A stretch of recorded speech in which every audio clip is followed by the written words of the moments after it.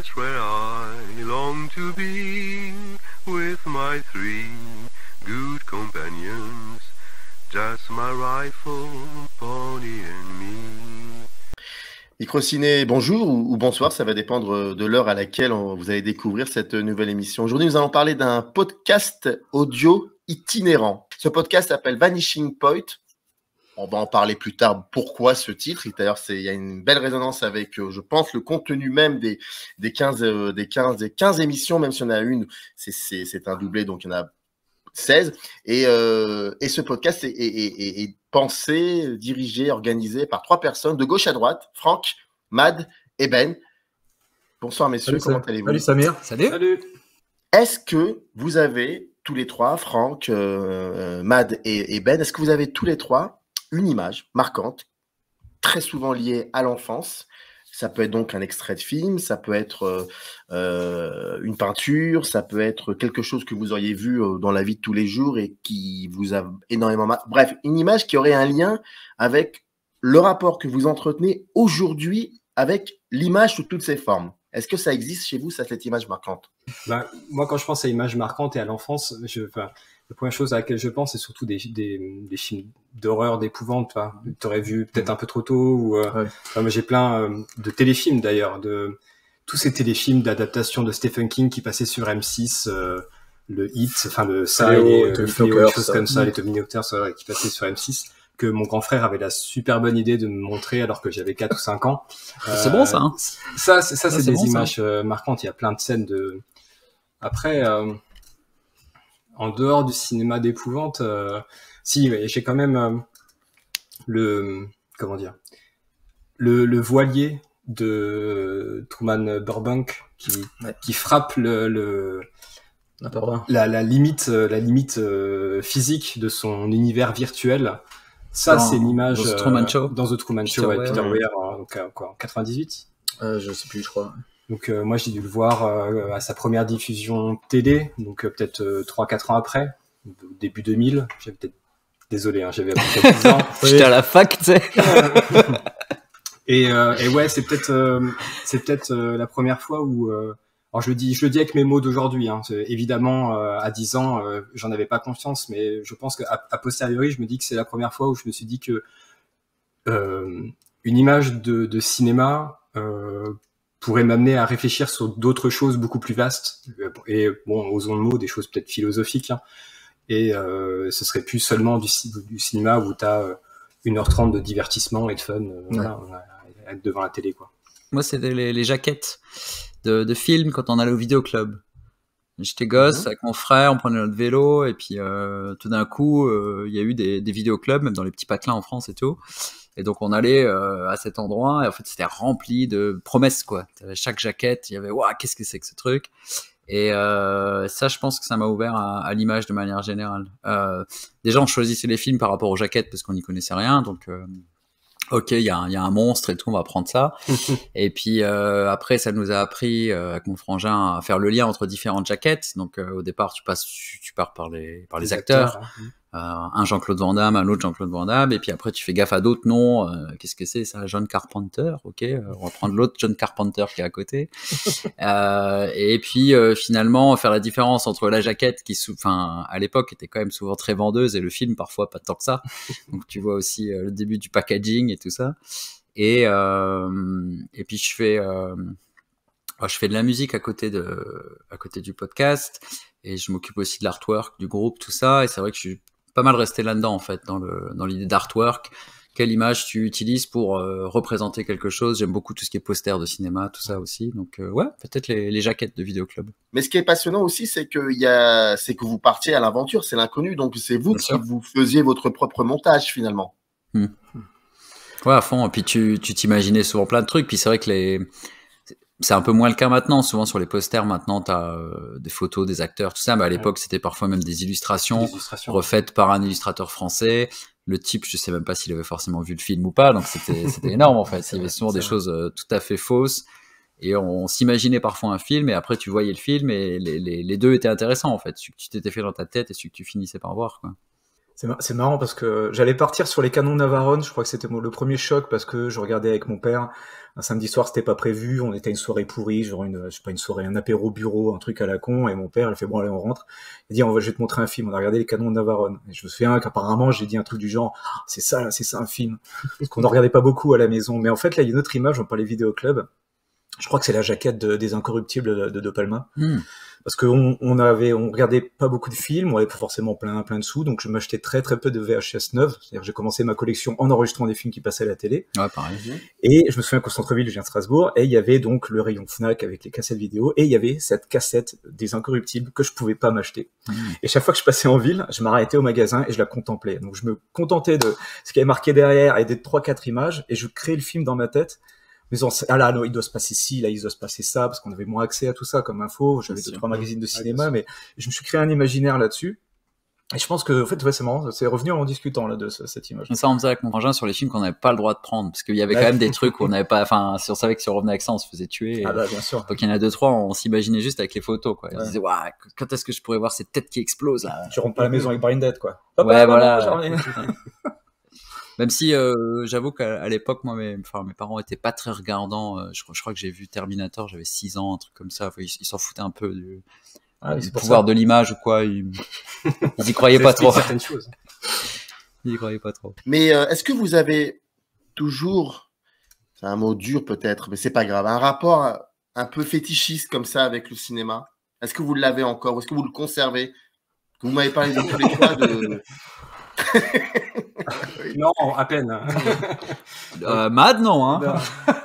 Mais au-delà, bien évidemment, du physique qu'on voit derrière vous, par rapport au poster, par rapport à des accessoires, par rapport à tout ça, est-ce que c'est un élément qui s'est plus ou moins effacé? Bon, moi, clairement, c'est une obsession de tous les jours, et j'essaie d'être un peu gros dit comme ça, mais toute minute qui est pas passée à penser à un film ou à ce qu'on va faire comme projet ou à un projet passé ou un film que j'ai vu la veille ou ce que je vais regarder le soir, en général, toute minute qui est passée à faire autre chose, moi je la trouve un peu gâchée en général dans la journée. Et donc j'ai une espèce d'obsession. J'ai besoin d'avoir l'objet en main. Je n'arrive pas à regarder très peu de films en plateforme, par exemple, plateforme de streaming. J'avoue que je suis assez allergique, voire un peu vieux con là-dessus. Et même un disque dur avec 500 000 gigas de films, ça m'excite absolument pas. Par contre, là, par exemple, j'ai placé des rééditions, tu vois, de Crash ou de Network avec un contenu éditorial. C'est ça, en fait, l'amour de la forme, c'est aussi ce que les gens apportent en plus derrière. Et donc la fétichisation, c'est pas l'objet pour l'objet, c'est l'objet par ce par quoi il est accompagné, amplifié par ceux qui en font aussi leur passion à un stade encore au-dessus. Donc moi, c'est une obsession totale. Les tatouages que j'ai sur les bras, c'est que des tatouages de films, et c'est pas pour le style. C'est-à-dire que quand je dis toujours un peu bêtement, mais quand je baisse la tête, que je vois un tatouage de The Thing sur mon bras, ben je me sens mieux. C'est tout un environnement que j'ai besoin de créer autour de ça, pour être sûr de ne jamais en sortir, en fait. Donc, je pense qu'on peut appeler ça un peu une fétichisation, peut-être. Un tout petit peu. Est-ce que vous êtes, pardonnez-moi de vous interrompre, est-ce que vous êtes un peu comme ce réalisateur dans La Nuit américaine qui est joué par Truffaut et qui a un rêve comme ça qu'il fait très souvent pendant le film quand il dort? Ce rêve, c'est en fait, il rêve de lui enfant arrivant devant une salle de cinéma, enfin devant les marquis, les vitrines de la salle de cinéma, enfin de la devanture, et il vole, si je me trompe pas, il vole une photo de Citizen Kane. Il y a un truc comme ça. Et est-ce que ce que je viens de dire, ça pourrait décrire un peu votre rapport au cinéma? Moi, je rêve extrêmement souvent de cinéma, et c'est vrai que je pense que c'est tout à fait. Je l'ai revu il y a pas longtemps en plus, la nuit américaine, parce que McTiernan le cite comme une de ses références, et comme on a fait Last Action Hero dans le dernier podcast, j'ai revu La Nuit américaine, dont moi je suis pas fou du film du tout, mais après ça c'est juste moi. Par contre, ouais, moi j'ai revu l'enfant, quoi, vraiment. Enfin, j'ai revu comment j'étais, c'est-à-dire c'est la petite affiche récupérée. Moi je demandais déjà à l'époque dans les ciné s'ils pouvaient me repasser des affiches. Je gardais mes tickets de cinéma. Je détestais quand il n'y avait pas marqué le nom du film dessus, donc je le notais derrière, et j'avais une boîte avec tout ça. Donc c'est une espèce de collection de souvenirs que j'accumulais. Effectivement, dans La Nuit américaine, ça m'a évoqué ça. C'est un truc qui me parle beaucoup, ouais. Je suis un peu moins fétichiste, j'avoue, mais après je le déplace sur d'autres trucs. Par exemple, je collectionne beaucoup les vinyles, et au final j'achète beaucoup de BO de films. Donc, il y a beaucoup de films que je vais pas forcément en DVD, effectivement, mais je vais avoir la BO, je vais avoir le bouquin. On a parlé de The Nice Guy l'autre fois, j'ai acheté la novélisation du film, le livre From Script to Screen, des trucs comme ça. Ça, j'aime bien tout ce qui est autour, littérature autour. Ouais. Ouais, puis moi, c'est une fétichisation que je développe, en fait. Je suis qu'au stade... De par le fait qu'on est déjà des personnes très âgées. Voilà. Exactement. Parce que c'est vrai que moi, en gros, de 0 à 16 ans, j'ai dû aller 2-3 fois au cinéma. C'était avec l'école, quoi. J'étais dans une famille qui allait pas souvent au cinéma, qui allait même jamais. Je crois que mes parents, le dernier film qu'ils avaient vu, c'était genre E.T. ou quelque chose comme ça, et depuis les années 80-90, ils avaient jamais été. Donc, j'ai jamais trop été ciné. Par contre, la télé était ultra présente à la maison, et les films, c'était via les rediffusions télé, et puis pareil, l'enregistrement des VHS, etc. Donc, moi, tout ce côté fétichiste de l'objet, etc., c'est quelque chose que je suis en train de développer. C'est marrant parce que nous, on a commencé plutôt avec ça. Ouais. Et toi, c'est ta passion du cinéma qui t'a mené à retourner vers une salle. Avant de vous lancer tous les trois dans cette émission, dans ce podcast qui s'intitule Vanishing Point, c'est tout un programme, d'ailleurs le titre, est-ce que pour vous, ça a été évident pour vous de pouvoir parler de cinéma avec les gens autour de vous? C'est profonde question, ça. Bah, moi, j'allais dire oui, mais parce que, en fait, à cause de mon boulot, parce que je le fais dans mon taf, parce que je suis prof à la fac, prof d'anglais, et j'enseigne beaucoup en études culturelles, donc Cultural Studies, Media Studies, et je fais des cours sur le cinéma, en fait. D'accord. Je fais un cours sur le nouvel Hollywood, je fais un cours sur le cinéma de transgression, avec des trucs comme Fight Club, Trainspotting. Donc j'en parle beaucoup, mais avec des étudiants.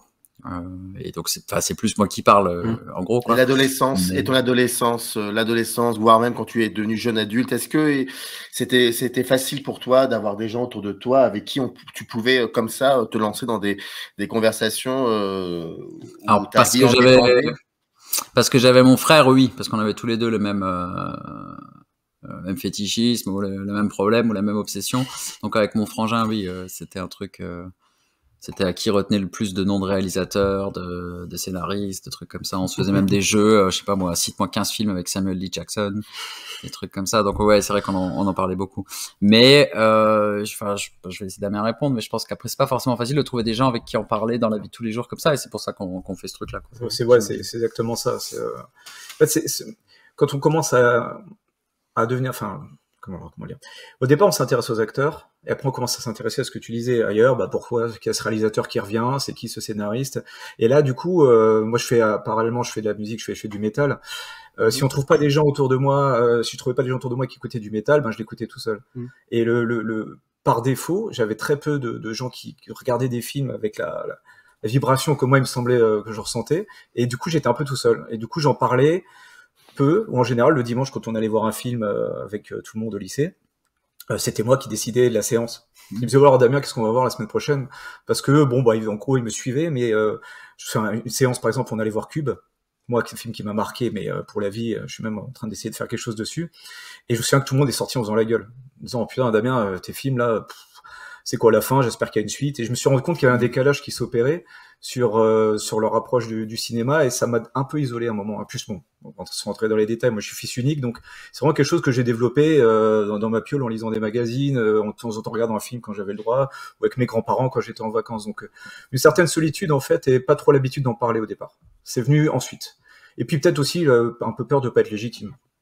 Ah, ça, carrément. Parce qu'avoir un avis, c'est pas avoir des choses intéressantes à dire. Donc, des fois, moi j'ai bien aimé ça, on tombe sur quelqu'un dans un bar, on commence à discuter, on se rend compte qu'on arrive un peu à confronter des opinions, que c'est assez excitant, tout en respectant l'autre, que l'autre il fait réfléchir, mais qu'en même temps on a réussi à lui ouvrir des fenêtres, des portes et des vérandas quand on y arrive mieux. Et puis, c'est parti de la solitude, vraiment pour moi. Le podcast est un aboutissement de pas mal d'années de solitude en disant maintenant il est peut-être temps d'ouvrir un peu tout ça.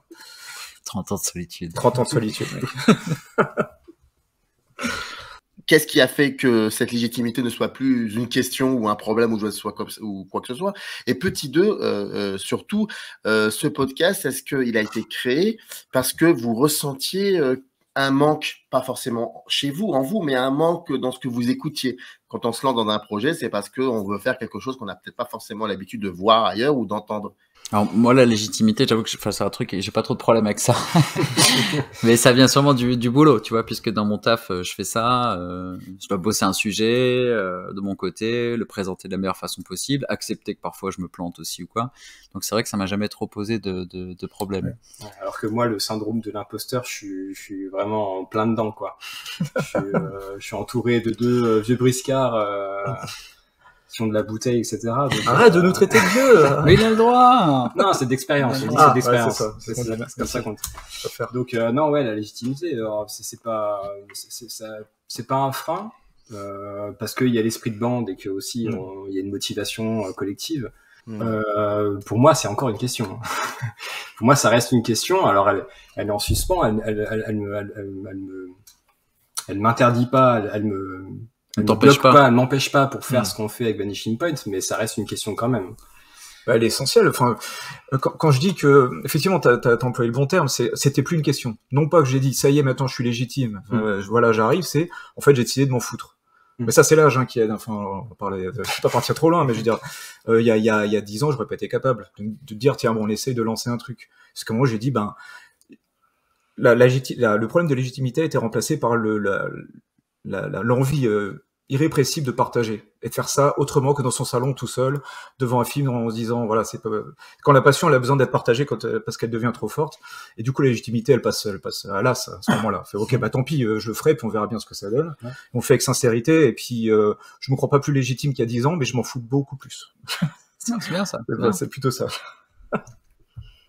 Et ta deuxième question c'était est-ce que ça a influé sur le format du podcast?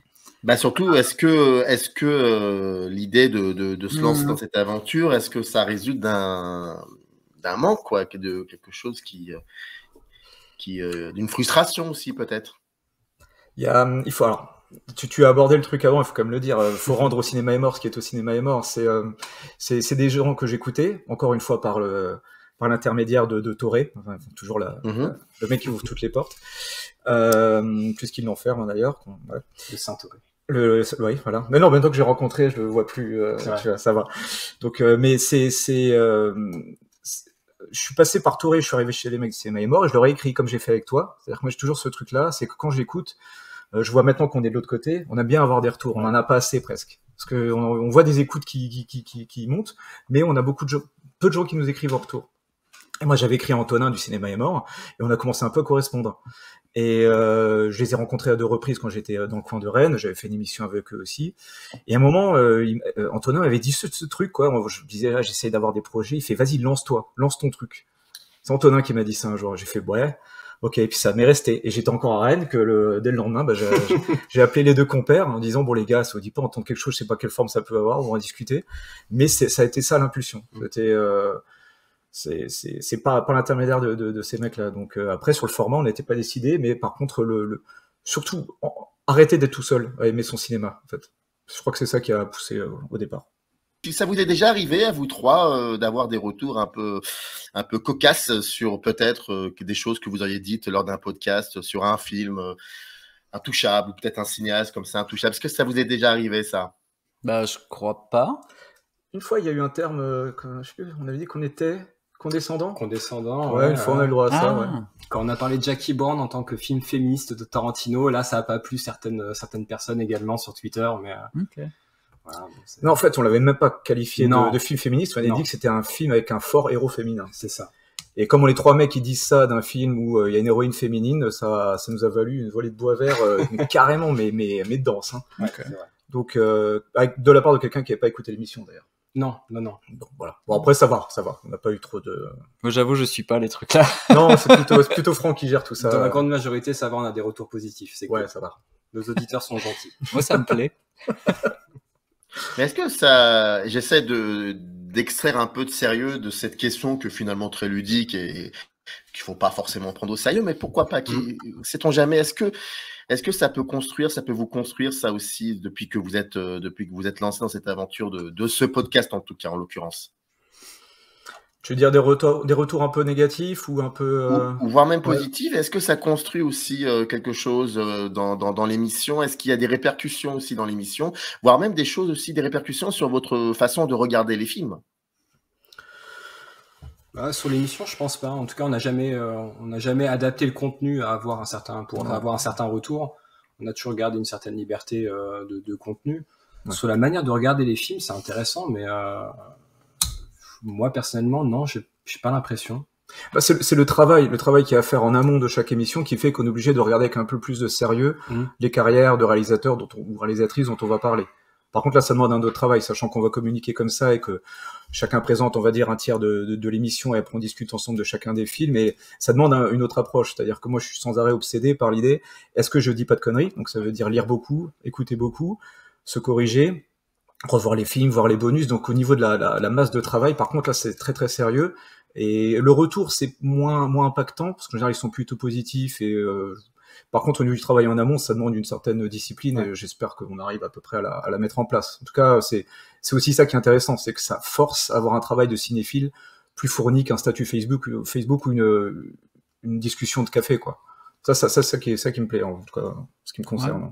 Et après, j'avoue qu'on n'est pas très critique, peut-être. Enfin, on va avoir le côté historique, on décrit ce qui s'est passé sur le film, etc. Mais on n'a jamais descendu de film non plus, en fait. Non, on n'a pas trop ce truc-là. Si l'un d'entre nous aime pas un film que l'autre a proposé, il essaye d'expliquer pourquoi, en fait. Et finalement, il y a jamais de j'aime pas un tel et puis c'est tout, quoi. C'est toujours quand même très fondé. Et du coup, ça mène toujours à une discussion plus qu'à autre chose. Oui, bien sûr, bien sûr. C'est arrivé un réalisateur que tu as choisi toi, que moi j'aime pas du tout. Ouais. J'ai regardé l'intégralité de la filmographie du bonhomme pour pas venir juste en faisant la gueule en disant j'aime pas. Et on a eu un échange comme ça après sur le gars et c'était vachement bien. Bon, on n'a pas changé en faisant la gueule en disant j'aime pas, mais au moins t'as regardé. C'est pas vrai, c'est n'importe quoi. C'est pas vrai. C'était Nicolas Winding Refn. Non, alors, si t'écoutes l'émission, il y a même, non, ça va. Il y a pas vraiment il y a pas de clash ou de trucs comme ça, tu vois, pas trop là-dedans en fait. Le fait qu'il n'y ait pas de clash, c'est parce qu'on choisit les films. Qu'on s'entend très bien et surtout on parle de films qu'on aime. Moi j'ai toujours l'impression que quand on parle de films qu'on aime, on parle davantage du film. Quand on parle de films qu'on n'aime pas, on essaie plus de se mettre en avant avec une espèce de rhétorique assassine et je trouve que là on perd un petit peu la cinéphilie quand c'est un petit peu dans le côté hater, quoi. Enfin, en tout cas, c'est comme ça que je l'aborde. Est-ce que vous saviez exactement ce que vous ne vouliez pas faire? Au départ, il y avait 2 tiers du podcast qui voulaient pas faire d'actu. Ah, qui voulait pas faire d'actu. Salade. Et finalement, on n'a pas fait d'actu et c'est très bien. C'est très bien, bien sûr. Voilà. Ah oui, il y avait ce truc-là. Moi, ce que je voulais, c'était un truc original au niveau de la forme aussi. Ouais. Parce que j'écoute pas trop de podcasts, on parle en tête. Mais pour le peu que j'avais écouté, c'était pas foufou d'un point de vue pour un média sonore, c'était pas foufou d'un point de vue sonore, quoi. Ou alors si, mais il faut aller complètement dans des productions de fiction sonore où là il y a plus de boulot, mais il n'y a pas cet entre-deux non, c'est vrai. Et d'où l'idée d'inclure les sons de la bagnole derrière pendant qu'on est censé être en bagnole, les trucs comme ça. C'est vrai que ça, pour moi, c'était important qu'on trouve un concept, un truc qui soniquement parlant soit intéressant aussi, qu'on puisse se faire chier à faire et tout. Et du coup, on réfléchit pas mal à ça, aux ambiances sonores, qu'est-ce qu'on met, et tout ça. Et ça, je trouve ça très intéressant. Et même des conneries, genre, parce que du coup, il m'avait fait écouter 2-3 podcasts pour voir qu'est-ce qu'on était censé faire. Mais mettre une voix à droite, une voix à gauche, une au milieu, enfin, tu vois, des trucs de mix, de choses comme ça, qui effectivement qu'on trouve pas trop, en fait. Non, je trouve, dans cette spatialisation des voix, c'est un truc qui... je sais pas pourquoi. Et ça, je trouvais ça important, ouais. Ce qui est important, c'est qu'on trouve la forme qui justifie le fond qu'on y mettra. Épouse le fond, ouais. Parce qu'une fois qu'on a une forme claire dans la tête, on va mieux s'y exprimer plutôt que dire il y a ça qui est sorti la semaine dernière, on va en parler. Ouais. Ça, par contre, ça c'est et c'est pas une critique pour quiconque le fait, mais moi l'actu c'est pas quelque chose qui m'excite. Parce que l'actu c'est l'urgence, c'est l'immédiateté, c'est pas quelque chose qui m'excite du tout, en fait. Et donc, en fait, si j'ai bien compris, pardon de t'interrompre, Ben, puis je te laisse après la parole. Si j'ai bien compris, en fait, vous avez besoin qu'il y ait le temps comme ça qui passe pour pouvoir bien vous réapproprier ce film ou ces films du présent. Et c'est antinomique avec ce que vous voulez faire aujourd'hui, c'est ça? Et on ne réfléchit jamais aussi bien à un film qu'on vient de voir quand on a une vue d'ensemble de la carrière de la personne à laquelle on s'intéresse. J'ai beaucoup de mal avec les avis Facebook à chaud un quart d'heure après être sorti de la salle. C'est en général, c'est très très l'émotion pure après le film, elle est très mauvaise conseillère quand on veut essayer de proposer un contenu qui a un certain sens. Et là, le fait de s'attaquer déjà à quelque chose qui n'est pas de l'actu, sans contrainte de durée. D'ailleurs, c'est peut-être presque trop long parfois. Sans contrainte de temps, quand on va le faire. Oui, on le fait quand on a envie, quand on peut se retrouver avec les plannings de chacun, et puis on choisit ensemble. On se dévoile pas d'ailleurs tout ce qu'on va se dire, donc il y a un élément de surprise. Et surtout, on choisit ce qu'on veut. Moi, on a fait une émission sur Ciné Lunettes, on en a fait une sur Jack Shoulder, Claude Sauté. Voilà, sur Mad Max, voilà. Et sur Balle perdue, qui était un film d'actu quand même, pour autant. Oui, c'est vrai que là, on a fait un peu d'actu. C'est peut-être le seul film sur lequel on a parlé. Choisi par qui?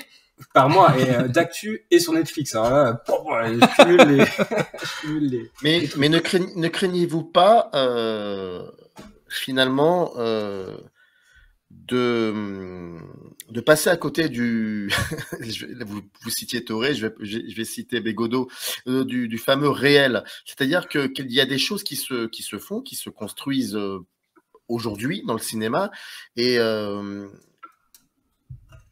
pas forcément s'y attarder au fil des émissions, parce que c'est vrai que quand on regarde la liste des films que vous questionnez dans vos émissions, il y a des films du présent, certes, mais c'est des films qui ont été réalisés peut-être il y a 3, 4, quelque chose comme ça. Ouais. Et ne craignez-vous pas à ce moment-là peut-être d'être dans une forme de faire une émission un peu passéiste sans que vous le vouliez, hein, bien évidemment, hein, je ne vais pas utiliser le mot réactionnaire, mais c'est toujours assez déstabilisant de voir finalement des émissions de cinéma qui restent sur des périodes bien données et qui, sans pour autant préciser dans leur cahier des charges, aujourd'hui c'est un podcast sur les années 70, là pour le coup on le sait, il n'y a pas de souci, on y va et on s'embarque. Là c'est vrai que, ça je reviendrai là-dessus, mais bon, donc voilà, est-ce que cette question-là, finalement, ça peut peut-être aussi vous donner une image comme ça, un peu comme quoi, allez, je lâche le mot, c'était mieux avant. Ah oui et non, parce que je crois qu'on choisit la seule chose qu'on se fixe, c'est un thème en fait. Donc à chaque émission qui va venir, on se fixe un thème. Donc là, le dernier thème, c'était les coulisses du cinéma. On a fait la chaleur, etc. Et après, il faut qu'on trouve des films par rapport à ça. Moi, je sais que si je vois un film qui me plaît, qui date de cette année et qui correspond au thème, je le prendrai quand même, quoi. Franck, c'est pareil, je pense. Ouais. Et oui, je me fixe pas. Et en plus, on les choisit parallèlement. Et du coup, il n'y a pas ce côté de « Ah, toi, t'as pris un film des années 90, je vais prendre un film des années 2000 » ou on a pu avoir des épisodes où on avait des films très proches et puis d'autres où c'est allé des années 50. Voilà. Donc, et après, je pense que la seule chose qu'il y a et sur laquelle on est peut-être un peu d'accord tous les trois, c'est que on va peut-être pas effectivement choisir un film qui est sorti la semaine dernière ou je sais pas quoi, parce qu'il faut un peu le temps de le digérer, quoi. Oui, puis... Mais alors, je vois ce que tu veux dire et c'est pertinent comme question. Est-ce qu'on est en train de faire un podcast qui dit que, en fait, vaut mieux regarder dans le passé que dans l'actu.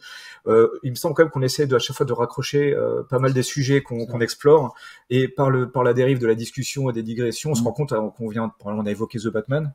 D'ailleurs, quand j'ai écouté l'émission, tu dis tu vas adorer. Et c'est pas vrai. Et c'est pas vrai, j'ai détesté. Ouais, je m'en doutais, mais j'ai quand même réussi à te le faire mater. Ouais, c'est vrai. Il y a toujours cette envie quand même de raccrocher ça à l'évolution aussi de la culture cinématographique et de la pop culture dont on est tous issus. On a fait une émission sur Under Silver Lake où on parlait justement de la réappropriation de la pop culture, ce qu'on en refaisait, parce que c'est pas un peu l'actu qui dit aussi c'était mieux avant, mais on va le refaire différemment en le pré-mâchant, le remâchant, en le redigérant. Parce que c'est pas le problème de l'actu. Vaste sujet. Mais moi, je me dis que si j'essaye de ne pas forcément trouver des choses intéressantes aujourd'hui, je me dis que je suis mort, quoi. J'ai aussi besoin de l'avant, quoi. J'ai besoin du passé et c'est très bien, mais j'en suis, mais ça m'intéresse.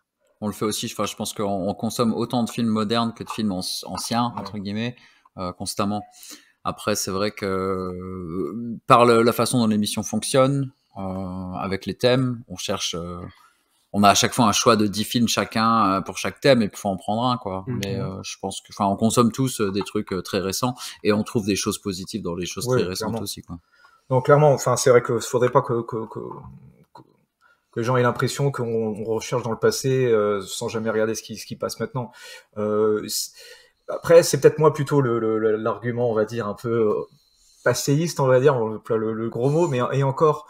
Encore, c'est plus tu as tendance à voir aussi la carrière de réalisateurs qui se sont cassés la gueule à un moment parce que le contexte social, historique a changé, et ça c'est vrai. Oui, on a parlé des gens comme Joel Schumacher, ou Toby Hooper, ou Carpenter qui il fait de la musique parce qu'il peut plus faire de films, quoi. Ouais, après, alors le fait que moi je m'oriente certainement plus sur des trucs du passé que du présent, c'est que je peux enfin en parler d'une certaine manière avec un certain recul. Et je peux pas m'empêcher de dire, voilà, ces films qui m'accompagnent depuis plus de 30 ans, c'est le moment de mettre en forme, une fois pour toutes, enregistrer ce que ce cinéma m'a apporté depuis toujours. Donc c'est peut-être pour ça que je puise peut-être plus dans ce qu'il y a eu dans l'adolescence et après, que dans l'actu, sur laquelle je m'informe quand même. Je dis pas du tout qu'il y a que des mauvais trucs qui sortent, mais c'est vrai que j'ai l'impression de redécouvrir certaines choses. C'est peut-être ça qui fait que je retourne sans arrêt sur des films qui sont vieux de 5, 10, 15, 20 ans. C'est possible aussi, quoi. Les revisiter, les revoir maintenant, parce que je vois ce qu'est le présent, et j'ai envie de voir si mon regard a changé aussi. C'est me remettre à l'épreuve aussi. Hein. Et quand ces films-là qui t'ont regardé, pour reprendre la phrase de Scherer, quand ces films qui t'ont regardé, tu finis par en parler sur le podcast, est-ce que tu as cette sensation que enfin ces films-là se sont là pour le coup bien inscrits dans ton histoire du cinéma, alors qu'avant il manquait quelque chose? Ouais, mais c'est ça en fait. Mais parce que je lis beaucoup plus d'écrits sur le cinéma depuis une dizaine d'années. Les contenus éditoriaux des nouveaux des éditeurs comme Rimini, Potemkin, des gens comme ça qui essaient de proposer des choses un peu nouvelles, te permettent de remettre un pied dans le passé, mais de le consolider une fois pour toutes. Et après, du coup, quand tu regardes le présent, tu fais OK, ça c'est acquis.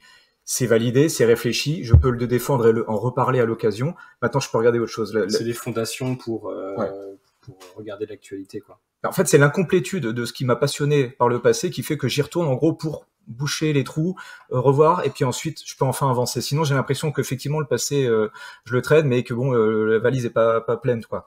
Je pense que pour mieux voyager dans le futur, vaut mieux avoir les bagages bien préparés, et chaque fois que j'y réfléchis, ça me fonctionne de mieux en mieux, en fait. Est-ce que ça vous est déjà arrivé à tous les trois de revenir sur une période, très souvent c'est lié à l'enfance, une période de films, pour le coup, on va dire ceux qui sont un peu âgés comme moi, je les nommerai pas dans cette émission, mais qui peut-être ont été bercés par le cinéma américain des années 80 et qui peut-être aujourd'hui, pour ma part, aujourd'hui, du haut de mes bientôt 46 ans, je sais que en les revoyant, ces films-là, aujourd'hui, j'ai beaucoup de mal. Beaucoup de mal parce que il y a des choses, parce qu'entre l'enfance et aujourd'hui, c'est passé plein de choses aussi. On a vécu, on a découvert des trucs. Et c'est vrai que moi, ça m'intéresserait de revenir sur ces films-là et de comprendre, de voir pourquoi ça me gêne. Est-ce que ça vous arrive cela, ou ça vous est arrivé? Oui, c'est un bon sujet, ça d'ailleurs. C'est toujours difficile de revoir des films qui ont été particulièrement importants dans une période passée. C'est toujours le risque de les revoir et de les reconsidérer de façon peut-être plus négative, et d'être déçu et de se rendre compte qu'on a peut-être idéalisé des choses. Puis on n'est plus le même bonhomme, 10, 15, 20 ans après. Parce que le film n'a pas changé. Non, c'est nous. Puis c'est le contexte aussi. Faut faire attention aussi à pas être trop perméable à tous les changements autour de nous, qui viennent réfuter certaines choses qui ont été faites à une autre période. Surtout avec les films des années 80.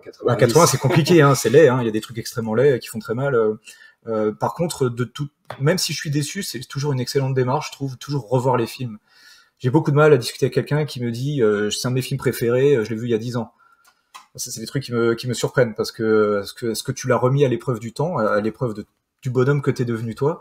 Et effectivement, ceux qui tiennent le moins le coup sur la durée, c'est les films des années 80. Ça, c'est effectivement ceux avec lesquels j'ai grandi, évidemment. Je peux toujours regarder un Predator, bon, voilà, très bien. Est-ce que je peux encore regarder un Cobra? Compliqué déjà. Là, en fin de soirée, pour le plaisir coupable. Ouais, en décomplexé avec des potes parce qu'on a bu un petit peu, mais c'est vrai que c'est des films. Cobra, je le trouve extrêmement désagréable à regarder. Je prends ça parce que c'était un de mes films cultes quand j'étais gamin, par exemple. Et là, je n'y vois que le racisme, dégueulasse qui en sort de partout, et j'arrive plus à m'en amuser du tout. Mais parce que je l'ai revu, et même avec les potes, on s'est dit putain, là c'est quand même trop. Là, je peux pas, là, trop de misogynie, trop de racisme, là ça va pas là. Le film il décrit une époque avec laquelle je me sens plus du tout en lien, en fait. Donc après, il passe à la trappe. Et puis pareil, ça valide ou ça invalide. Mais du coup, après, on passe à autre chose. Vanishing Point, c'est avant d'être un podcast, c'est surtout un film de Richard Sarafian qui date de 71. Ah et, bon oui, exactement. voire même 72. On est encore dans le passé, hein, mais c'est pas Non, grave. c'est 71. C'était en 71. Je crois qu'il était sorti en France en 72. Mais je peux pas le précis. Je peux pas le définir là-dessus. J'étais pas encore né. Mais là où je veux en venir, c'est que ce qui est très drôle, c'est que quand on lit l'intitulé de votre, enfin le descriptif de votre podcast, vous insistez beaucoup sur l'itinérance, enfin un podcast audio itinérant. Bon bah voilà, Vanishing Point, ça fait partie de ces fameux films road movie des années 70 américains, et surtout quand on regarde pratiquement les films que vous évoquez, à part peut-être quelques exceptions, dont Mado qui arrive comme ça, on s'y attend pas du tout à Mado, qui quand même, vraiment on s'y attend pas du tout, hein, mais c'est passionnant aussi parce que c'est lié à une thématique que vous avez choisie. Mais là où je veux en venir, c'est que ce qui vous intéresse, en tout cas, ce qui vous intéresse de questionner, là où vous vous sentez plus à l'aise peut-être, c'est un certain cinéma anglo-saxon, voire cinéma américain. Ouais, majoritairement. D'un point de vue statistique, c'est indéniable. Oui, bien sûr. Alors, c'est vrai que j'ai vu que j'ai découvert plein de choses en regardant tes émissions aussi. Je sais que tu t'intéresses beaucoup au cinéma nord-africain aussi. Enfin, je vois bien qu'il y a tout un pan du cinéma effectivement auquel on s'intéresse pas. Alors là, pour la peine, on peut remettre la légitimité sur la table. C'est-à-dire que comme c'est pas quelque chose qui nous nourrit depuis plusieurs décennies, s'attaquer à un pan entier comme ça, c'est déjà une excellente démarche tout seul. De là, en faire le contenu d'une émission, c'est pas impossible d'ailleurs. Hein, je veux dire, mais c'est il y a à la fois retrouver des choses qu'on connaît, les explorer davantage, plutôt que de repartir à zéro, on va dire, dans tout un pan qui n'est pas celui qui nourrit notre cinéphilie quotidienne. Et après, je pense que statistiquement, comme tu dis, on a vu plus de films américains que d'autres choses, enfin de films anglo-saxons que d'autres choses.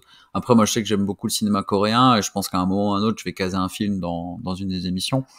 Mais comme on part sur les thèmes, de nouveau, toujours, c'est un peu en fonction des thèmes, quoi. Comme pour l'époque, il n'y a pas de cahier des charges où à chaque épisode on doit avoir un film européen, un film américain et un film asiatique par exemple.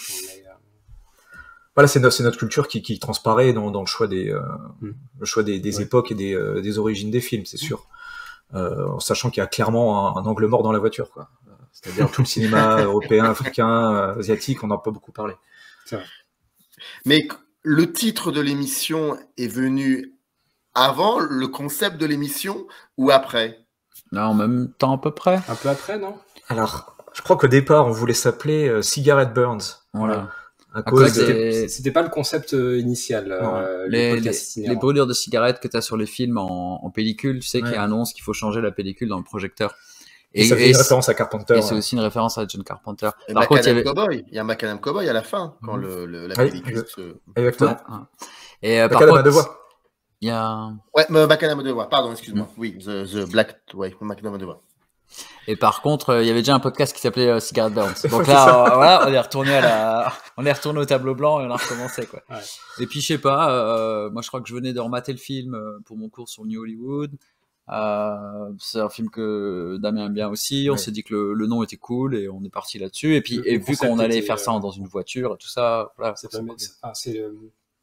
C'est la solution, ça semblait être la solution parfaite pour à la fois mettre un habillage sonore pas hyper compliqué, qui peut être agréable à l'écoute et qui rajoute quelque chose.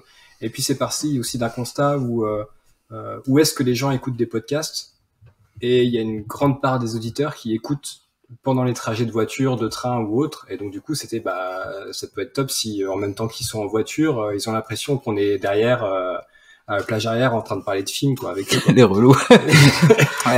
Sortez de ma voiture. Mais on a déjà eu non mais fermez vos gueules. On a déjà eu des retours d'auditeurs qui en plus chez Claude Sauté, ça roule pas. Ça roule pas du tout chez Claude Sauté. Ça roule pas, c'est faux, hein. Il y a bien un truc, je sais pas comment ils appelaient ça. Voilà, c'est ça que c'est très... Pardon, Non, parce que je disais qu'il y avait un auditeur qui nous a dit que ça lui arrive des fois de tourner la tête parce qu'il a entendu un coup de klaxon. Plusieurs, ouais. Il est dans la voiture, il fait c'est qui là? Il fait merde, non, c'était dans le podcast. Donc cette immersion comme ça, on a même eu un auditeur qui nous a proposé pour les prochains épisodes qu'il puisse faire le chauffeur, comme ça on sera plus à l'aise pour parler de films, etc. C'est vrai. Et on l'a dit, mais en fait on n'est pas dans une voiture, t'inquiète, on conduit pas. Non, on est là, quoi. Chez moi, avec la nappe à carreaux. Ouais, là, Peut-être qu'on est en train de casser le mythe. Tout le monde pensait qu'on était réellement dans une bagnole. Bah, c'est le problème de la Étant donné vidéo, qu'on se trouve des canettes sans arrêt, je veux dire, à un moment, avec 107 mois le chauffeur, c'est pas cool, quoi. Ouais. Il vaut mieux rester à la maison Aux tranquille. États-Unis, ils sont vachement plus. Non, bien sûr. Bof. Je suis pas sûr. Mais voilà, l'idée, c'est vraiment d'offrir cet habillage sonore. Et puis, Vanishing Point, c'est évidemment, comment dire, comme on dirait un peu grossièrement, c'est un statement, quoi. C'est aussi pour dire, effectivement, on vient un peu de là. En tout cas, même si on n'est pas né à cette époque-là, on y est allé par la force des choses. J'ai lu énormément Toré, en particulier ce qu'il a dit sur les années 70. Donc, il y avait une espèce voilà, c'est une espèce d'étiquette pour dire c'est ça qui nous plaît avant tout. C'est un des premiers films du nouveau cinéma, quoi. Enfin, bien sûr. Un des premiers films du New Hollywood qui a influencé tout le cinéma à l'heure actuelle. Donc, ouais, c'est juste un putain de grand film aussi. Et puis un film un peu oublié aussi, parce que Sarafian, sa carrière, elle a été un peu mise sous le tapis parce que le mec, il était pas gentil avec les studios, quoi. C'est quoi votre rapport à l'Amérique? Bah, le mot, c'est clairement une image fantasmée avec laquelle on a grandi. C'est-à-dire, j'y ai pas vécu. Moi, j'y suis allé, c'était à New York. New York, c'est quand même la ville américaine là, qui ressemble le plus à l'Europe. Donc, c'est pas, on peut pas dire. Je nourris depuis très très longtemps de faire un vrai road trip. Je veux dire, partir et vraiment la voir pour de vrai. Après, l'image qu'on s'en fait, elle est clairement un peu pervertie au départ. Je me souviens, tu sais, quand tu avais fait l'émission avec Le Cinéma est mort, où il y avait un mec qui était venu voir Antonin qui lui a dit « Non, mais tu comprends, moi je suis un enfant du plan Marshall. » Et j'étais mort de rire parce que je trouvais ça tellement drôle. Mais il y a un poil de vérité là-dedans. Il y a de la flemme si on le dépasse pas. Mais on peut pas dire qu'on n'a pas grandi avec des choses qu'on a décidées un peu à notre place. Donc le rapport qu'on a avec les États-Unis, c'est une forme de servitude volontaire culturelle, quoi, on va dire. C'est-à-dire, on essaye de l'aménager, de la moduler, de la comprendre, de la remettre en question, comme je disais tout à l'heure par rapport aux années 80. C'est un rapport très hors réel, comme dirait notre ami Bégodeau. Et c'est par les films que vous choisissez qui vous permettent de comprendre un peu, c'est d'où vient cette image peut-être un peu fantasmée. Bien sûr. Et aussi, oui, mais il y a aussi des confrontations avec des films beaucoup plus récents. Et là, pour le coup, est-ce que le cinéma américain raconte toujours de belles histoires selon vous? Moi, je suis un peu en crise de foi ces derniers temps, j'avoue. J'ai beaucoup de mal, ça va être la Suze, mais non, j'ai du mal à me raccrocher maintenant. Jeff Nichols. Ouais, on a parlé de Jeff Nichols, par exemple, des gens comme ça, David Robert Mitchell, des gens qui essayent un petit peu de revisiter tout ça, et là ça me parle. Mais j'ai l'impression que quand il m'intéresse, il parle beaucoup de lui-même, le cinéma américain. En tout cas, quand moi je m'y intéresse, je dis pas qu'il n'y en a pas un autre, mais j'ai l'impression que quand il devient méta, effectivement, là, j'arrive à raccrocher les wagons. Sinon, il y a plein de choses, marvelisation en prime évidemment, je veux dire, qui moi je démissionne complètement de ces trucs-là. Je sais que c'est pas l'ensemble du cinéma américain, mais c'est celui qui envahit nos écrans. Et moi, clairement, je veux même plus avoir un avis là-dessus. Ça fait 10 ans que j'ai démissionné. Moi, ça me concerne plus, ça. Alors, des fois, j'ai un peu un doute, en fait. Et je sais jamais, pour revenir à ce qu'on disait tout à l'heure, si c'est pas un peu moi qui m'intéresse moins et du coup qui passe à côté de certaines choses. C'est un rapport un petit peu ambigu, on va dire, que j'ai maintenant. C'est comme, je sais pas, une vieille amante, bon, effectivement, il y a encore un truc, mais on se redécouvre pas autant qu'on voudrait, quoi, tu vois. Il y a un truc comme ça qui fait que je suis peut-être un peu... Je me pose des questions. Et je me force justement à revoir des films, tu vois, sur les plateformes quand même, pour voir ce qui se fait. Parce que ce que je détesterais, c'est que je me trompe. Je vous posais cette question parce que lorsqu'on écoute vos émissions, je pense qu'il y a, alors je ne sais pas si si c'est délibéré ou non, mais il y a toujours ce retour, en tout cas une envie de revenir comme ça, à une manière qu'avait le cinéma américain de raconter une histoire. Et puis autant les premières émissions, on a cette impression qu'on est dans le cinéma américain des années 30, 40. Ça durait 1 heure, 1h30. Et puis là, maintenant, on part sur 3h30. J'ai envie de vous dire, on est plus sur un film européen, là, d'ailleurs, pour le coup. Donc, il y a une totale liberté. Vous avez une énorme confiance en vous. Et c'est ça qui m'intéresse de savoir. Qu'est-ce qui a fait que, en partant d'1h30, je schématise, entre 1h30, 2h, et vous êtes maintenant arrivé à 1h15, vous êtes même arrivé maintenant à 2h40, 3h, 3h30. Qu'est-ce qui s'est passé? On a fait un parcours aussi. Enfin, pour moi, cette évolution, elle justifie l'envie de départ. Si après 15 épisodes, on faisait toujours que voilà 20 minutes chacun sur un film, on regarde la montre et tout. Moi, je crois que ce parcours-là, il me sert justement à réfléchir à tout ce de quoi on est parti en fait. Et effectivement, ce format qui de lui-même a évolué vers quelque chose de plus long, qui peut être écouté en plusieurs fois. Hein, je veux dire, les gens ils font comme ils veulent. En fait, c'est nous. En fait, je pense que l'identité, elle s'est développée au fur et à mesure. Et notre rapport au cinéma duquel on parle aussi.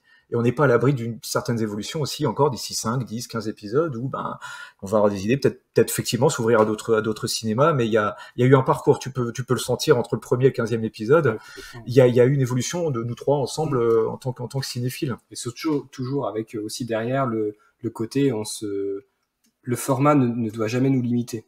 Non, c'est-à-dire qu'on doit jamais se limiter, que ce soit ni dans les thèmes, ni dans les choix de films, et aussi dans le format temporel, quoi, dans le temps des épisodes.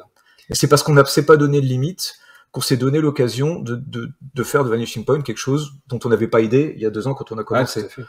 Donc là, il y a une espèce de métamorphose, en tout cas une transformation progressive, j'en sais rien, mais quelque chose qui a fait que les épisodes passant, c'est ça notre identité maintenant. Avec les remises en question que ça comporte. Ils sont de plus en plus longs. Un petit peu, hein. 3h30 le dernier. Voilà.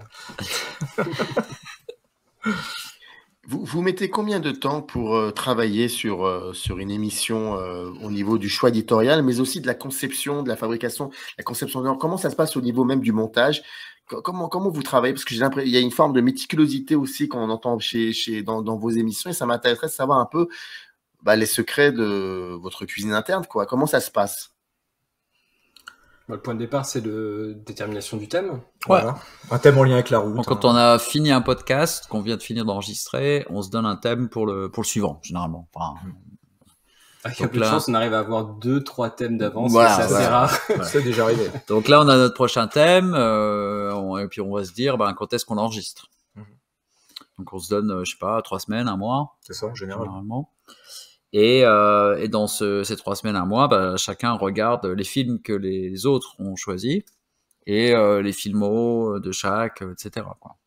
Chacun travaille un petit peu sur son choix à lui dans son coin.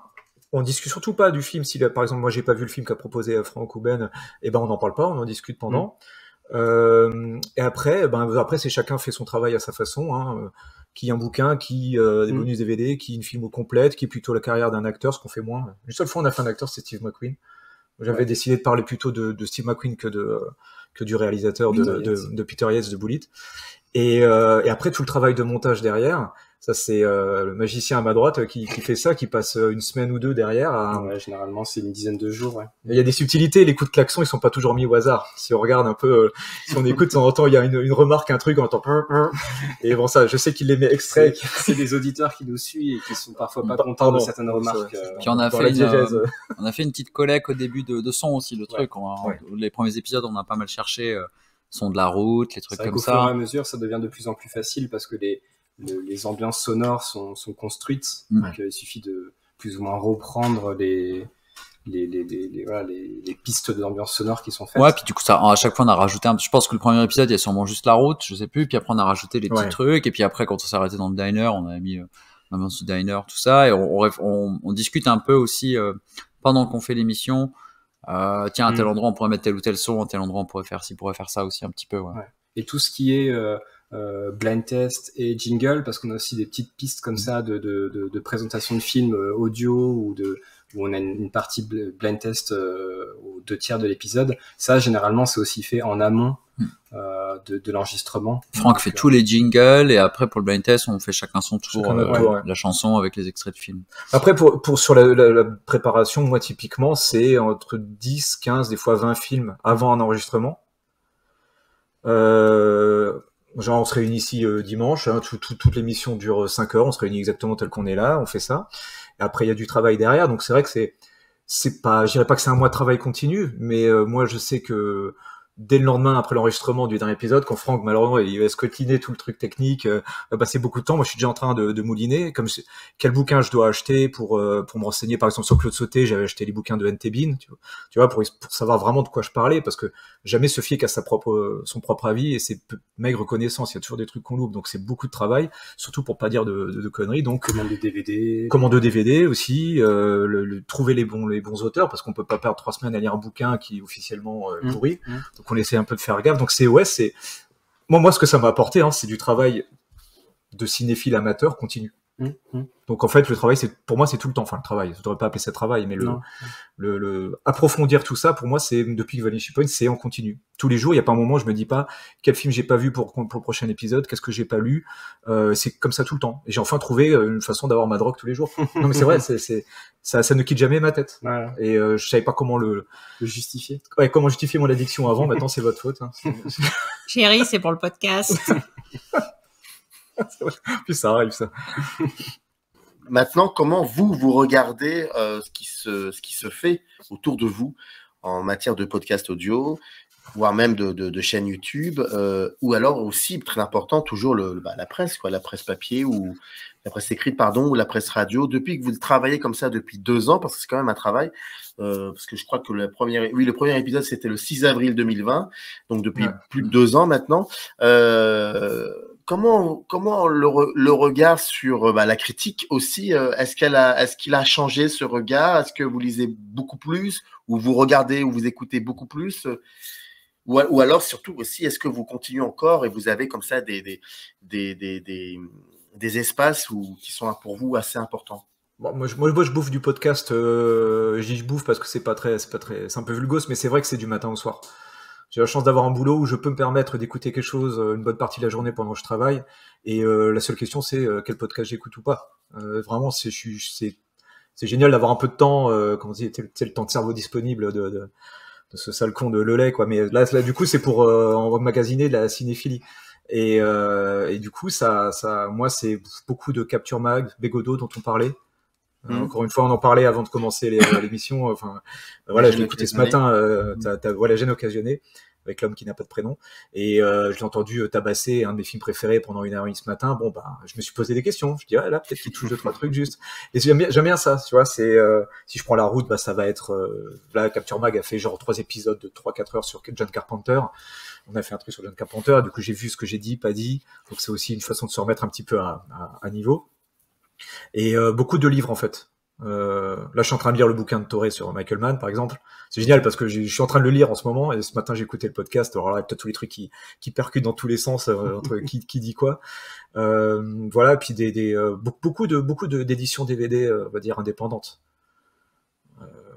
Là, comme Chaque Fume, comme tout ça. Comme le Chaque Fume, Potemkin, Rimini, Carlotta, tous ces gens-là. Je me suis, par exemple, tout bêtement, là, je me suis pris une édition. Alors, je sais plus qui c'est, chez qui maintenant. C'est Potemkin, The Limey de Soderbergh, film que j'avais pas vu depuis sa sortie. Et puis voilà, j'ai regardé ça, et puis je redécouvre. Je l'ai mis derrière en plus. Ouais, en plus, je l'ai mis derrière. Et voilà, et ça m'entretient sans arrêt. Alors la presse. C'est-à-dire la presse en buraliste, ça j'en prends très peu. Je m'en suis complètement désintéressé alors que j'étais une génération première. Tout le monde à l'époque, quand on avait mon âge, quand on était un petit peu ado, voilà, c'est génération première. Après, on passe à autre chose, on se rend compte que tout n'est pas si bien que ça. Après, on découvre les cahiers du cinéma un peu tard. Du coup, on a un peu perdu. Bon, voilà. Il y a d'autres sources. Par contre, c'est de la nourriture quotidienne pour moi. C'est sans arrêt. Moi, j'avoue que je consomme pas trop de podcasts. J'en ai jamais trop écouté à part ceux de Kevin Smith que j'aime bien. Mais c'est vrai que c'est pas un truc que je fais. Par contre, je suis resté accro à Mad Movies. Je suis abonné à Mad Movies depuis que j'ai 12 ans et je continue et ça m'a même servi pour le podcast. Je crois que c'est sur The Hidden, Jack Shoulder, où du coup très peu de sources sur le bonhomme et en fait il y avait une interview fleuve dans Mad Movies sur lui et la plupart des trucs que j'ai appris c'était grâce à ça et je suis parti de ça. Et après les films en eux-mêmes. En fait, j'avoue que moi je regarde et re-regarde les mêmes films, je regarde comment les plans sont faits et je vais regarder dans le générique qui a fait les effets spéciaux, etc. Et je travaille beaucoup à partir du film. C'est vrai que Après, tu fais ta petite recherche sur IMDb, tu vois sur quoi Ouais, il a bossé, ouais. Et c'est vrai que vous parlez souvent des commentaires DVD. C'est vrai que ça, pareil, je fais pas souvent, mais on se retrouve des fois sur le même truc. Ça qui est marrant, c'est que des fois, je sais pas, moi, je vais dire un truc sur un film et ils vont me dire, ah bah, il en parle dans le commentaire. Ah bah, je suis pas au courant, mais on le voit dans le film, quoi. Et donc, finalement, on se retrouve là-dessus. Moi, je pense que je suis à peu près entre les deux, en fait. Je consomme quelques podcasts, je m'en gaffe pas jusqu'à l'excès, mais pas un vrai travail, quoi. Il n'y a aucun excès, ça n'existe pas. Il y a des bons excès, mais quelques podcasts, alors pas forcément que sur le ciné d'ailleurs, quelques chaînes YouTube, beaucoup moins depuis quelques années. J'ai crémé pas mal de mes abonnements. C'est plutôt bon signe. C'est l'effet MAD. Et puis ouais, effectivement, les éditions physiques et puis les bonus qu'il peut y avoir sur certaines éditions DVD, collector ou autres, c'est vrai que c'est toujours une source. C'est la source, c'est la ressource à la source, quoi. Ah oui, bien sûr. Voilà, mais tout à fait. Je veux dire, il peut pas y avoir plus direct en termes de passage d'informations. Il peut pas y avoir plus direct que les personnes qui ont bossé sur le film à celui qui le regarde, quoi. Non, c'est sûr. Après, les friandises de la semaine, moi, c'est toutes les semaines, c'est en attendant Godard, le cinéma est mort. Vraiment, mais c'est pas pour les flatter. Hein. Non, mais en tout cas sur cette chaîne, si les gens ont l'habitude de regarder un peu cette chaîne, ils savent que j'ai beaucoup d'admiration et pour ces professionnels, déglingués, mais en tout cas professionnels. Donc, ouais, c'est clair. Mais vous disiez, enfin Franck disait qu'il avait écrémé comme ça par rapport à YouTube sous mauvaise influence ou bonne, je ne sais pas, de MAD. Il y a un truc avec YouTube. Je l'apprends. Il y a quelque chose qui tourne par an vous concernant avec la communauté cinéma du YouTube. Ouais, je pense que c'est surtout moi qui ai changé en fait. C'est mes envies, c'est mes besoins, c'est mes attentes qui ont changé. Et donc du coup, il y a des choses que j'ai regardées peut-être il y a 4-5 ans qu'aujourd'hui je suis juste plus la cible, je suis juste plus le public. Ça, c'est comme tu disais tout à l'heure, c'est très bien que ça existe. On respecte ça, il y a aucun souci, c'est simplement ça ne me concerne plus, quoi. Donc ouais, j'ai fait pas mal le tri et finalement en chaîne YouTube que je suis encore sur le cinéma, il y en a vraiment assez peu. Alors, il y a The Mad Alex View évidemment, voilà, In the Cut que j'aime beaucoup en chaîne YouTube ciné. Et en podcast, c'est pareil, j'ai quelques abonnements, mais je filtre beaucoup, en fait. Je suis pas tant sur la quantité d'épisodes ou d'écoutes, mais je filtre beaucoup et surtout j'ai beaucoup de mal à toujours m'ouvrir à de nouveaux formats. Donc, lorsque j'en ai un, je suis assez complétiste et du coup, je me lance pas dans 4 ou 5 formats différents en même temps. Non. Après, bon, moi, comme je suis toujours un peu le râleur de service, s'il y a un truc il y a un mot qu'on n'a pas employé ici depuis le début, qu'on n'emploiera jamais, c'est critique de cinéma. C'est-à-dire que c'est bien un truc qu'on n'est pas. C'est critique de cinéma. J'ai l'impression que ce terme est un peu utilisé par tous les gens qui ont un avis et une caméra chez eux. Et je trouve que c'est ou pas de caméra s'ils font les podcasts, mais je pense qu'il y a là on parlait légitimité. Par contre, j'espère qu'on essaye au mieux de carburer à l'humilité. J'espère en tout cas, parce que c'est quand l'humilité déborde, là, ça arrête. Il y a l'ego qui commence et je vois quand même beaucoup de gens qui se qualifient de critiques de cinéma. C'est une erreur que je ferai jamais. Ça me permet d'avoir un peu du recul par rapport à ce qu'on fait. On reste des amateurs et c'est exactement ce que je rêvais de faire. Quelque chose d'amateur, mais de travailler. Après, voilà, il y a quand même beaucoup de chaînes où c'est j'aime pas, je viens de le voir, c'est génial, allez le voir. Puis en gros, on fait les jaquettes DVD, quoi. On dit des acteurs au sommet de leur art, un réalisateur maîtrise de ses moyens, vraiment on s'ennuie pas une seconde. L'image est belle. Si quelqu'un que je connais pas, que je vois sur YouTube, ouais, l'image, la photographie, vraiment au poil de cul. Quelqu'un qui dit ça sur une vidéo, moi je le zappe tout de suite. Ça m'intéresse plus, vraiment. Et c'est pas un jugement de valeur, c'est juste, je fais pas partie de ce monde-là. Et avec la prolifération des vidéos sur YouTube, malheureusement, c'est pour ça que je me suis intéressé à ta chaîne, hein, encore une fois, hein, c'est parce que le temps long.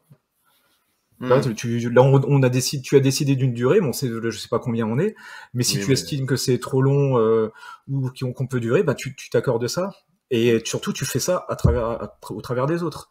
C'est pas toi tout seul dans ton salon à dire voilà pourquoi il faut pas aller voir. C'est le pire du pire, c'est le mec qui va te dire n'allez pas voir ce film. Moi j'entends ça, c'est direct, c'est bon, je te casse, je te vire.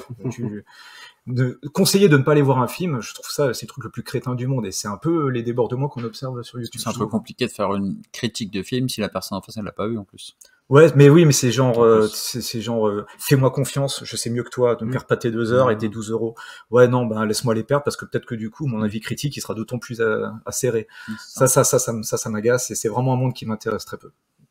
Est-ce que au final, pardonnez-moi cette digression, comme vous avez évoqué, je dis vous, c'est vous trois, hein, comme vous avez évoqué la critique de cinéma, qui est quelque chose quand même qui me parle beaucoup. Est-ce qu'il y a aussi est-ce qu'il y a aussi le fait que au final, ça doit être un exercice littéraire? Alors moi, je crois en ça dur comme fer. La lecture, c'est le temps long. Le temps long, c'est la réflexion, et c'est forcément toujours plus pertinent. C'est toujours plus constructif. Ça rejoint ce que je disais sur le côté critique à chaud. Moi, ça m'emmerde profondément. Je m'en fous de savoir si le mec, il a pleuré, pas pleuré, s'il est encore excité, ou s'il se souvient pas du début. Je m'en fous complètement. Par contre, quelqu'un qui a pris 1 année, 2 années, 3 ans, 5 ans, 10 ans, 15 ans pour d'autres même, pour réfléchir sur une œuvre. Alors là, puis c'est pas pareil, le rapport avec un bouquin dans les mains, tu te mets au pieu pendant 1 heure avant de dormir, ben tu lis ça, puis là, ça imprègne. Et puis, le lendemain, tu réfléchis aux dernières lignes que t'as lues. Tu fais, putain, c'est vrai que ça, j'y avais pas pensé. Et du coup, le temps long, quoi. Ça, c'est la passion, on confond le côté un petit peu excessif et instantané de la passion, comme si c'était opposé au temps long de la réflexion. En fait, pour moi, le livre de cinéma, c'est la jonction des deux. C'est pour ça que j'adore ça, quoi. Pourquoi il n'y a pas sur votre podcast, il y a eu une seule fois, si je ne me trompe pas, vous aviez un invité, Melvin Z, qui était venu parler de Mad Max, si je me souviens bien. Mais pourquoi vous n'avez pas continué dans ce sens? Mad, tu parles beaucoup de livres, de livres sur le cinéma, et je crois qu'il est, en connaissance de cause, je pense que ça sera pas compliqué, à mon avis, d'interviewer quelqu'un ou quelqu'une qui aurait écrit un livre. Est-ce que c'est quelque chose auquel vous pensez, ou alors cette histoire avec Melvin, c'était pour une autre configuration, c'était différent? C'est l'avenir en même temps du podcast. Quel est l'avenir? Que lui donnez-vous comme avenir à ce podcast? Alors, déjà, on avait eu un premier invité qui était Guillaume Pierret, le réalisateur de Balles perdues, qu'on avait eu un petit échange sur un tiers de l'épisode. Après, c'est vrai que moi, je suis plutôt, c'est plutôt mon côté. On avait eu un premier épisode à l'épisode 5, on a eu Melvin à l'épisode 10. L'épisode 15, il fallait avoir un épisode, quoi. C'est le côté format, il faut que ça revienne tous les 5 épisodes. C'est ton côté .xls. C'est ça, c'est mon côté .xls. Mais encore une fois, c'est comme on disait, pour les thèmes, pour les durées, etc. C'est pas se fermer dans un format, pas se dire que on va s'imposer un invité parce que c'est le 15e et qu'il faut un invité, et puis bah tant pis si c'est pas quelque chose de très pertinent, mais il fallait forcément un invité. Et on a 2-3 concepts si on a des invités. C'est ça. Comme prendre un type en stop ou des choses comme ça. Mais ce sera toujours ça arrive, la pertinence de l'avoir qui sera au-dessus de tout, plutôt que simplement il faut un invité parce que c'est tel épisode ou parce que ça s'écoute. Et Melvin, c'est parce qu'il y avait c'était physique, quoi. Il était sur place, on avait fait ça avec lui. Oh, Melvin, on était même allé le voir à Paris. Chercher. Ouais, on est allé chercher à Paris, même Melvin. On est allé à la projection de Max 2 et de son documentaire Archaeologists of the Wasteland, et on l'a ramené ici. On a fait le podcast en 2 parties d'une traite, donc ça fait 7 heures de podcast non-stop. C'était dur. On a chié. Ça s'entend pas, mais on en a chié. Ouais. Et Melvin, parce que c'est surtout lui qui parle. Bah oui, parce que Melvin, voilà, quoi. Mais je pense qu'on va encore ouvrir notre table, on va dire, à d'autres choses. Et d'ailleurs, la démarche qu'on a avec toi, ça en fait partie aussi. Mais il y a aussi le plaisir de se retrouver tous les trois. Parce qu'on a pris nos habitudes, et du coup, ben c'est vrai que c'est on ouvre, mais on aime bien aussi se retrouver, quoi. Ouais. Et puis il faut toujours que ce soit pertinent et qu'il y ait un sens à cet invité-là. Aussi bien un sens dans le contenu de ce qu'on va dire, qu'est-ce qu'on va aborder, pourquoi on l'invite lui, etc. Et puis un sens aussi dans la diégèse du podcast, c'est-à-dire il faut que je sais pas, ce soit un autostoppeur ou soit des choses comme ça, quelqu'un qu'on rencontre pendant notre voyage. Sinon le script, il est pas content. Et Guillaume Pierret, d'ailleurs, on l'avait invité en tant que le garagiste qui nous aidait à réparer notre bagnole parce qu'on avait fait un épisode sur la panne. C'est ça. Donc voilà, même un invité comme ça, on a essayé d'intégrer. Melvin, c'était un autostoppeur qu'on a emmené à l'aéroport avant qu'il reprenne un avion pour l'Australie. Il avait payé notre caution pour sortir de prison. Ah oui, on était en prison, voilà, bref. Donc on essaye d'intégrer ça dans toute la trame. On s'amuse, on s'amuse bien. Non mais oui, mais ça se voit, hein. Ça s'entend plutôt, ça s'entend plutôt. Mais en tout cas, dans le descriptif de cette vidéo, vous pouvez retrouver le lien du site dans lequel il y a sont référencés tous les épisodes du podcast audio itinérant et puis aussi les différentes plateformes où vous pouvez aussi l'écouter. J'imagine que allez, est-ce qu'il y aurait comme ça, pour la dernière question, est-ce qu'il y aurait comme ça une grosse émission, une espèce de hors-série que vous souhaiteriez faire dans les semaines, les mois à venir, ou est-ce que c'est quelque chose en gestation? Ouais, il y en a même plusieurs. Ouais, on avait plusieurs idées. Hein. Ouais. Il y a. Alors déjà, il y a un truc qu'on aimerait faire. Bon, je sais pas, c'est plus un patchwork. C'est-à-dire qu'à dans chaque émission, ce qu'on fait, on a toujours un jeu, on a un blind test. Quelqu'un de nous choisit une chanson, il intègre des extraits de films dedans. Et on invite les auditeurs à retrouver le film en général autour d'une même thématique. Et en fait, on n'a jamais donné vraiment les réponses comme ça. On s'est dit qu'on pourrait refaire une espèce de revival en remettant les extraits puis rediscuter vite fait de chacun des films un peu en impro, contrairement au travail ultra écrit qui précède quand même. Il y a ça, puis on a parlé de faire une saga complète aussi. Faire un épisode où on prend chacun un film d'une saga. Ouais, moi j'en ai bien une en tête aussi de saga, mais c'est quoi? Les Body Snatchers. Ah oui, ouais. Voir par exemple pendant les aligner les uns après les autres, et puis voir un petit peu ce que ça raconte ou pas d'ailleurs, parce que on parlait d'époque. Si on veut voir comment l'époque arrive à prendre en compte des thèmes inventés dans les années 60, 70, 80 et voir s'il arrive à en faire quelque chose. Spoiler, en général non. C'est de voir comment le cinéma essaie lui-même de réactualiser les thèmes que lui-même a engendrés. Et ça, c'est super intéressant. Et là, ça nous pose la question de qu'est-ce qu'on fait avec le cinéma moderne aussi nous. Voilà, c'était des idées comme ça. C'est pas défini, mais il y a des trucs comme ça sur le feu. En tout cas, le parrain 1, 2, 3. Là. Il y a le poster en face. Ouais, le parrain, tu ouais. prends le 3, et puis ouais, mais ça me fait peur, tu vois. C'est comme Michael Mann, j'ai pas osé l'aborder parce que j'avais pas encore lu le bouquin de Toré. Je peux pas parler 1 heure de Michael Mann sans avoir lu les 500 pages de Toré sur le sujet. Tu dis que c'est un formaliste. Sinon ça donne l'émission de Bégodeau. Il aime bien les couleurs, il aime bien changer la caméra, et puis voilà, c'est parti. Et Hit, c'est vachement beau. Il pleure à un moment. Voilà, c'est pour ça qu'on le fait pas. Voilà. Voilà, on a des trucs encore sur le feu, on a plein d'idées, on a déjà 2 thèmes d'avance là. Ouais. 2, 3, ouais. Voilà, donc on va continuer notre route. On peut donner le prochain thème. Le prochain thème, ouais. Là, on a fait 3 épisodes à Los Angeles. Voilà. Maintenant, on repart vers New York, mais on va s'arrêter 1000 fois. Et le prochain thème, c'est le désert. Voilà. Donc on se balance ça à chacun. Le thème, c'est le désert. Choisis le film en conséquence. Tu imposes le visionnage aux 2 autres et puis on voit après ce qu'on en fait. Ah il faut faire les rapaces de Von Stroheim, c'est obligatoire. Ah merde, tu vois, on n'aurait pas dit. Tu vois, plutôt. Il y aura des rapaces, mais des rapaces sous terre. Ouais, en plus, j'ai déjà commencé à bosser ton réalisateur, hein, alors. C'est vrai. Mais oui, bien sûr. On peut lui dire les films qu'on a choisis. Ouais. Bah oui. Moi, je sais pas. Moi, ce sera certainement Tremors. Tremors. J'aime bien la série B aussi, un peu à l'ancienne comme ça, voir un petit peu. Bref, on va pas trop déflorer. Toi, tu as choisi? Moi, je pense que je vais prendre Starship Troopers de Paul Verhoeven. Voilà. Et il y a un désert. Il y a un désert. Ouais. Moi, j'ai fait Jared de Sam Mendes. Ah. Non, mais c'est marrant. Je pensais au Rapace, je pensais à Jerry de Gus Van Sant. J'ai pensé à Jerry aussi. Mais Van Sant, tu vois, le problème quand tu choisis un film, c'est savoir la masse de travail qu'il y a. Et je peux pas faire un podcast sur un réalisateur dont j'ai vu ou pas revu, tu vois, que la moitié des films. Et là, Van Sant, c'est tellement gigantesque. Faudrait que je prépare en amont. Moi, je suis déjà en train de préparer l'épisode 17 là, en fait. Ah ouais. Bah oui, bref. Ouais, bien sûr. Et donc c'est du travail long et que j'ai toujours peur de me vautrer parce que je me sens beaucoup plus en doute qu'en pleine légitimité en général. Donc là il faut un peu voir la masse de travail. Et puis Tremors parce qu'on avait fait The Hidden qui est quand même un film de série B bien fun et j'aime bien aussi t'entends rappeler la série B qui est plutôt bien foutue. J'avais hésité avec Walkabout de Nicolas Roeg. J'aime bien Nicolas Roeg, j'aimerais bien le faire un jour, mais pareil Ouais, Starship Troopers, ça va être vite bâclé, et Nicolas Roeg, il faudra un peu plus de temps quand même. Donc, Nicolas Roeg, ça va être compliqué. J'ai commencé à regarder la film de Nicolas Roeg. Ah, j'ai regardé les performances. D'ailleurs, il y a un très beau bouquin qui va sortir ou qui vient de sortir, je ne sais plus, de Dominique Legrand sur Nicolas Roeg. Cool. Et d'ailleurs qui va passer chez Microciné de faire un petit coucou peut-être certainement pour parler du livre.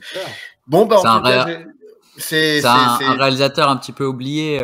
Oui, c'est exactement, et qui mérite d'être. Qui mérite, ouais. Qui mérite. En tout cas, je crois savoir qu'on va vous subir pendant un certain temps. Ah, on est parti là. On a fait le plein de la bagnole, on est chaud. Voilà, ce qui n'est peut-être pas forcément une mauvaise idée. On va voir. Mais en tout cas, ça donne ça sévèrement envie. Je répète, le descriptif, dans le descriptif de cette vidéo, vous avez le lien du site et différentes plateformes, les épisodes, tout est référencé. C'était Franck, Mad et Ben qui sont venus nous parler de ce podcast audio itinérant Vanishing Point.